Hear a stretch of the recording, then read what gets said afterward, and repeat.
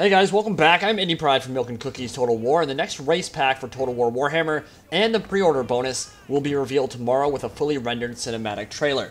Just a reminder that the early adopter bonus for Game 2 and the next DLC for Game 1 are the same exact race. You'll get the Game 1 DLC if you pre-order Game 2. Obviously, I'll be there to cover the trailer and faction in depth when it goes live, and we'll also be getting a full gameplay live stream of the new race on Wednesday as well. So just like last week, this week is shaping up to be a huge one for Total War news. That teaser at the beginning was from the end of Creative Assembly's most recent rally point that they uploaded today, and showed a dead goblin clothed in fur and what looked like a dead Ragnarok spider in the background with snow falling on their corpses. I've covered it before in my Norsca lore, army, and tactics video with Lore Master of Sotek, but there is an absurd amount of evidence to suggest that Norsca will be the next playable race in this trilogy, and that was further today when CA's new blog post showed a picture of tan leather with fur trim around it, which is a faction aesthetic that pretty much exclusively belongs to the Northmen. I'll show that at the end of the video. But much more importantly, we got a full blog post from the Creative Assembly that gave us some really good information about historical games, pre-order bonuses, and the first race pack for Total War Warhammer 2. CA looks to be taking a lot of criticism over the last year on board and are making some really good decisions in regards to the next couple of titles. So let's jump into the news. The first bit is on the historical side of things. Here at CA, we're ramping up for an unprecedented period of releases. If you've been following our What the Teams Are Working On blogs, you'll know that we've been beavering away on a lot of different games for a while now, and you'll also be familiar with our long-term plan to release more content and have historical and fantasy games sitting alongside each other. Obviously, we see a lot of people concerned that because we're releasing 2 fantasy games in a row, we've forgotten about history. Not the case, I can assure you. In fact, we currently have more historical releases planned in the next 12 months than fantasy. So that is actually pretty important information. That's the first time we've gotten a time reference in regards to when the next historical titles might be dropping. Obviously, on the heels of the Total War Saga rebranding, an announcement about 2 weeks ago, we know we're getting one more historical game in similar size and scope and pricing to Attila, set in a very specific time period, before the next full-price historical Total War goes live. My money is on Alexander the Great and the Diadochi Wars, given all the concept art on Total War's ArtStation, but we don't know. But the blog post essentially states we'll be getting at least one full title and multiple DLCs within the next year, which is good to know. We did not actually know that. The blog then states that CA is gearing up to reveal the early adopter bonus for Total War Warhammer 2 very soon. We know that the CG trailer for them is dropping tomorrow, but they go on to talk about pre-orders and early adopter bonuses as well.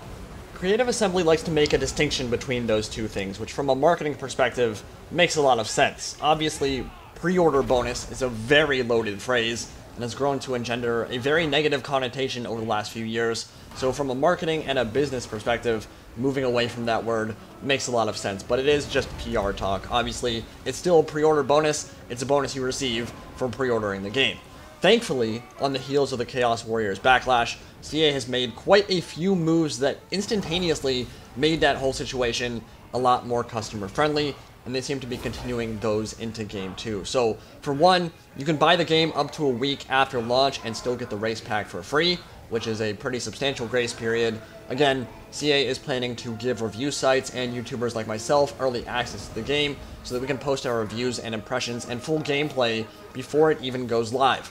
And that allows you guys to see the game in action and allows all of us to verify this isn't another terrifying Rome 2 debacle where the game is essentially unplayable and riddled with crashes and game-destroying bugs before launch. Obviously, when we're able to live stream the game and do full campaign gameplays before the game is actually available to everybody, you guys will be able to see if the game is broken on arrival. It's not going to be, but in case it is, we'll know that. And that's a big deal, honestly, because while I do have a great relationship with Creative Assembly, and when I get early access to their stuff, that obviously dramatically benefits my channel, at the end of the day, if the game has a terrible launch, there's no hiding that. So giving people pre-release access and an NDA that lifts before it becomes available to the public demonstrates confidence in their product. Giving customers a grace period, or like 7-day grace period after the game comes out, demonstrates confidence in their product. So CA is doing a good job on that front, I think. Rob goes on to say, what we've done is take on board the criticism of our earlier DLCs, and Chaos Warriors in particular. The early adopter race pack that we'll reveal this week will be more along the lines of the content in Bretonnia than Chaos Warriors. So, legendary lords with unique star positions and factions, lots of new units, plus unique, flavorful, and strongly differentiated race mechanics, all of which is designed to increase the replayability and distinctiveness of the new race. Which is obviously really good news, because I think we can mostly agree Bretonnia's free race pack was a significant step up in quality from the original Warriors of Chaos release, both in terms of fully fleshing out the army book, which to be fair, is way easier to do with Bretonnia than Chaos because it's a much smaller army book, but also in terms of flavorful campaign mechanics as well. The benefit here is that a DLC Norsca almost assuredly comes together with improvements or maybe even an entire revamp for the Warriors of Chaos campaign. CA made it explicitly clear that the next race pack will come alongside significant free content that benefits DLC owners. They've had 5 months since the Bretonnia patch to work in significant improvements to the game, and they know that the Warriors of Chaos roster and campaign are amongst the biggest gripes of Game 1 fans. In addition, they know that a lot of people feel like the original lords like Grimgor Ironhide, Karl Franz, Gelt, Thorgrim, Ungrim, and obviously Kemmler are a significant step down in quality from the newer lords like the Fey Enchantress or Orion. Michael Whelan confirmed today on CA forums, and I quote, that some Game 1 factions are getting some love. Don't worry. Which means either in the Norsca patch, or when the old friend drops this summer, we will be getting significant improvements in Total War Warhammer 1. Which only makes sense, right? They want to leave a good, lasting impressions on Game 1 to entice people and convince them to pre-order the second game. Obviously, we don't know yet if the Old Friend and Norsca will be dropping together, but either way, we'll be getting either one big patch or 2 smaller patches sometime in August, and a whole lot of free content on top of that. Norsca has free content associated with it, and of course, so does the Old Friend. So a lot of good news there. And finally, we got some really big information about Game 2, and I'm just going to quote the whole thing here. For Part 2 of our trilogy, we're planning on supporting the game well past launch with a program of paid-for and free content. The new content team have already started work on designs for some great Lord packs, and I'm personally looking forward to the first big expansion that will add a whole new race. We called these big DLCs campaign packs in the past with Call of the Beastmen and Realm of the Wood Elves, but we've heard the feedback that players would prefer larger rosters instead of the mini campaigns that come with these. So the biggest change we'll be making with the first large DLC for Warhammer 2 is to swap out the mini campaign for 2 more additional legendary lords for a total of 4 playable lords in the pack. These 4 will each have their own factions, unique start positions, quest chains, epic gear, benefits, and playstyle, the whole 9 yards. They'll be playable in both the Eye of the Vortex campaign and the forthcoming combined campaign map if you also own Warhammer 1. So twice as many playthrough opportunities than before. We'll be watching closely to see if players think this is a good trade. Yeah, I don't have to do much thinking about that at all. At least from my perspective, that is a very good trade.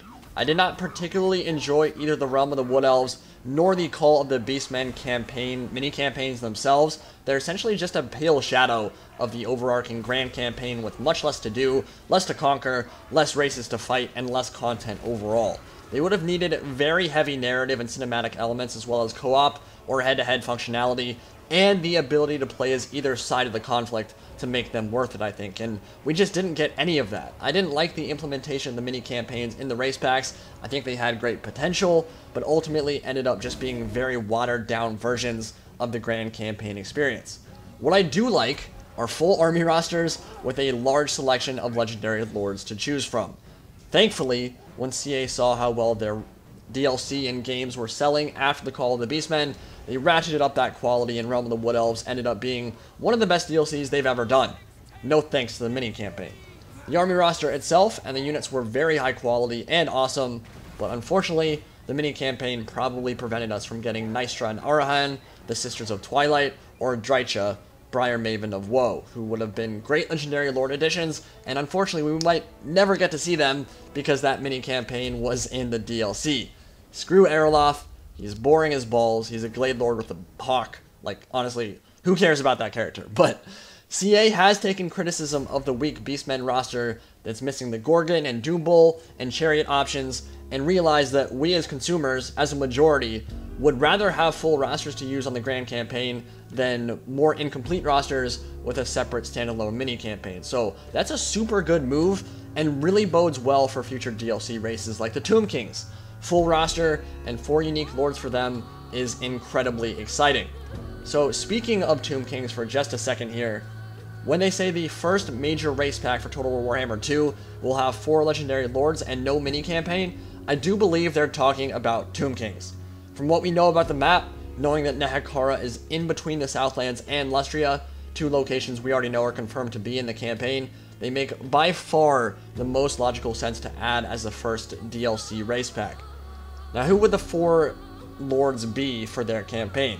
Personally, I'm expecting Settra the Imperishable, he's obvious, he's a given, High Queen Khalida, Grand Hierophant Katep, and Arkan the Black. And then you can add on top of that a Lamian sub-faction free LC with Neferata, and possibly even the return of Nagash as the big bad, because we know the Tomb Kings in the southern portion of the map are going to need some kind of endgame threat that can compete with the Warriors of Chaos invasion from the north. The southern part of the map can't just deal with the Bjornlings as that invasion. That invasion's kind of a joke. So Return of Nagash in their campaign would make a lot of sense. And all that combined, you've got yourself one of the most epic DLCs in the history of Total War. Ever. So that is absolutely something to be hyped about. Either way, make sure to tune in tomorrow. I'll have a full faction breakdown and analysis of the race pack reveal trailer. And on Wednesday, I'll be covering Creative Assembly's official livestream gameplay as well. Definitely some exciting times for Total War. By the way, here is the tan leather and fur that CA said is teasing the next race pack. Tell me exactly how that fits the Dogs of War description again, especially knowing that whatever the next race pack is has multiple monsters and a wandering legendary lord. Really makes you think. Think it might be Norsca, boys. Thank you all for watching, and I'll see you tomorrow after the official announcement.